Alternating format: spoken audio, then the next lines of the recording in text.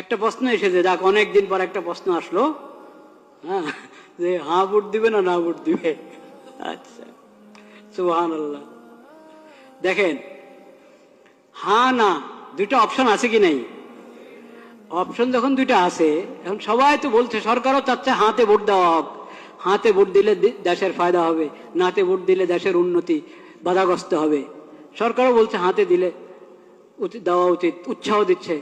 অনেক দলকে দিয়ে বলানো হচ্ছে, বা অনেক দল নিজেরাও স্বতঃস্ফূর্ত বলছে হাতে ভোট দেওয়া হোক। কিন্তু অপশন যখন দুইটা আছে, এর মানে নাতে ভোট দেওয়ার অধিকার আছে কি নাই? আছে, নাহলে তো আর দরকার নেই ভোটের।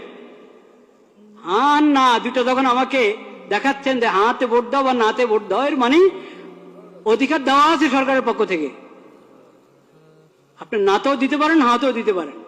নাতে দিলে এটা অপরাধ হবে না, দণ্ডনীয় অপরাধ হবে নাকি নাতে দিলে?